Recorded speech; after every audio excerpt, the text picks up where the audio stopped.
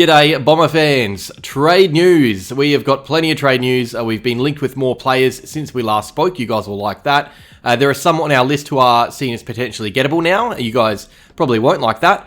As always, this information isn't mine, by the way. It is what I relay from those who know a lot more than me. But yeah, let's rush right into it. Alrighty, Sam Draper. So the expectation the whole year has really been that he's going to stay at the club. At the start of before the season started, John Rowell reported that the Bombers were looking to lock him away for 5 years. That has obviously changed a bit with that Achilles injury that he suffered recently. If he played out the whole season, we probably would have given him a big contract, 100 years. He was playing so well. But obviously, he's out for the season, not playing footy again or even in full training again till next year possibly. Despite this though, contract talks have progressed, which is good. Draper and the club, according to Cal Toomey, they're now talking about terms, which suggests that Draper really does want to stay and that we want to keep him. And that isn't news. Draper's, done really well to signal his intent to stay at the Dons whenever he's had the chance.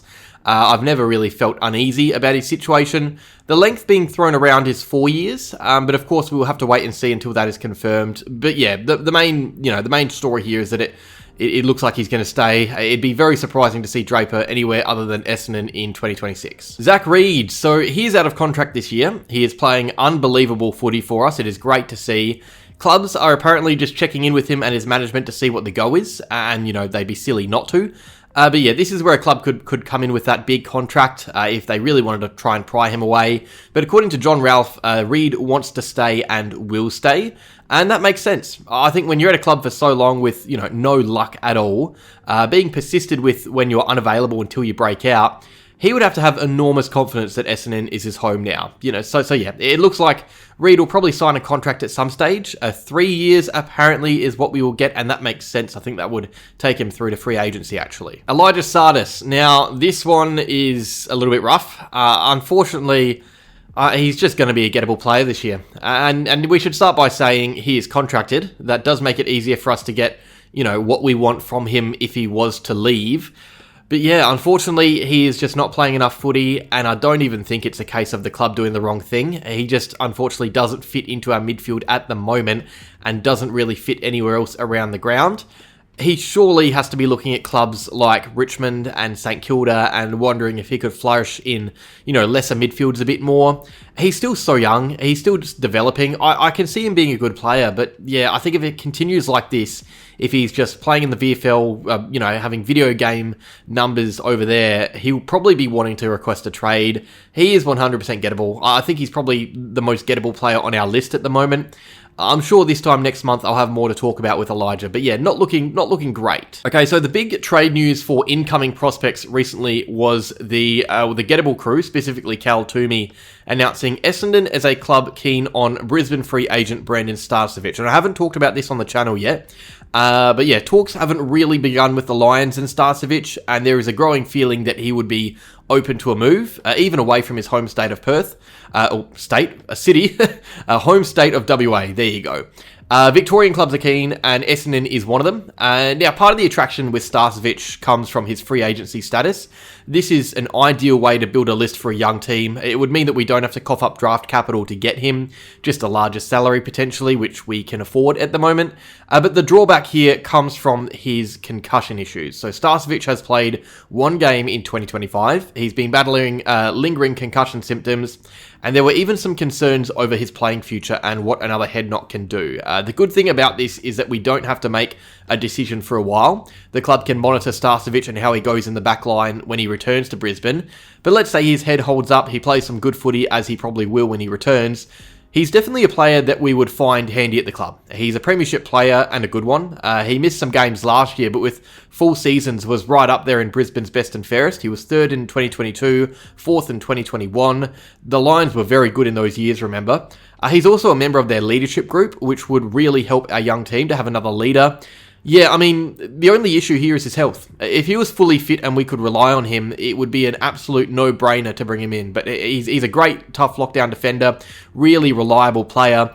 But yeah, we'll have to wait and see how serious the club gets, and a big part of that decision will be whether or not he returns successfully from his concussion battles. I believe he's back in full training at the Lions. But yeah, the Bombers are keen, and I don't mind that at all. I like Starcevich quite a bit, but we'll have to see what happens with his head. Okay, Harley Reid. It is still going. He is still there. There's always chatter every day with Harley Reid. The most recent news in regards to Essendon was Sam McClure claiming that Reid would not go to the Bombers. And Sam McClure, by the way, is one of the most reliable sources out there, because if you take what he says, the opposite usually happens. So I think that comment has all but ensured that Reid will end up at the hangar. Welcome to Essendon, Harley. But no, the Eagles, they're desperately trying to keep him. They've offered him really flexible contract options. Victorian clubs and other clubs are going to try and pry him away. Pretty much the whole competition will try and pry him away. We're probably best placed to do so with our draft capital and cash, but the Cats are the club that many seem to be properly linking with Reid. If there was a front runner in this race, and by the way, we don't even know if there is a race yet, Reid may decide to stay, who knows. But if he does decide to leave, the Cats are keen, the Hawks are keen, the Bombers, the Magpies, every club is keen, but the Cats seem to be the front runner. But yeah, it's definitely simmering right now. As soon as clubs get a proper indication that Reid wants to go, it will 100% heat up. That won't happen for a little while now, not while he's playing footy. But yeah, Reid to Essendon is still on, but so is Reid to every other club in the comp. The only thing about this that worries me, because I'd obviously love Harley at the Bombers, and so would the players. I think Carl Langford even commented on it recently. The players are aware, but it would be very, very expensive to get him. Almost a draft ruining, potentially. So yeah, Reid is obviously considering a move back to Victoria. He's contracted. He may stay, he may leave. It's too early to tell. Matt Rowell. So to sum it up, last year Matt Rowell met with a bunch of Victorian clubs, knowing he was out of contract in 2025.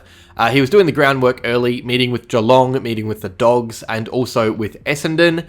And now since then, the Suns have risen up the ladder and would consider themselves flag favourites, which obviously complicates any player's mind and decision. He's clearly having a little think. Nothing's been decided yet. No contract's been signed. The growing belief is that he will stay on a 2-year deal at the Suns through to free agency.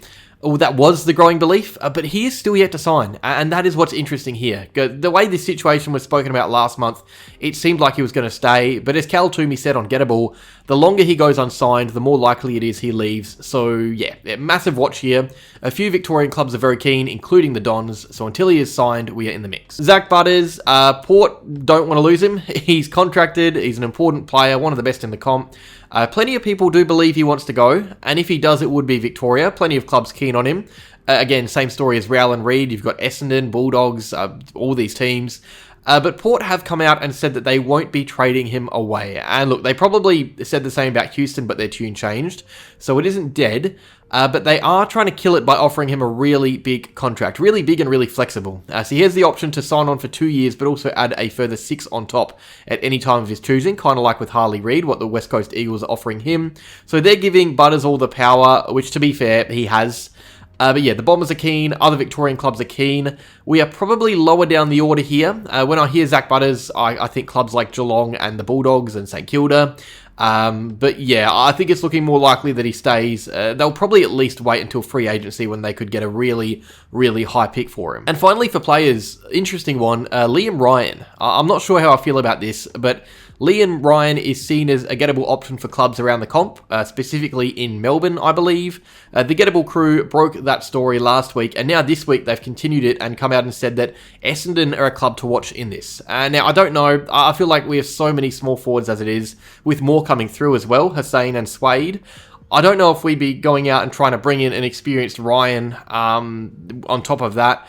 This trade rumour, I'd be happy to see it fade away into obscurity, to be honest. Nothing against Ryan. 2 years ago, I would have loved this. I would have been frothing at him at the club. But, you know, with the 5 or 6 forwards we have, with the academy kids coming through, I don't know if we need to be prioritising another forward on ground level. All right, and to end the video, just a quick little word on our trade and draft plans for the off-season. And what they could look like. So this draft it's good. It's got some good players, but it is nowhere near as promising as last season, and maybe not even as promising as next season. I'll talk about some players for next year eventually, but it isn't a draft that you must be involved in. I'd still love the club and Rosa to be taking young talent in, especially after what we've seen from our current draft crop and how promising they all look. But with our NGA kids coming through, there is less of a reason to hold on to all of our draft picks.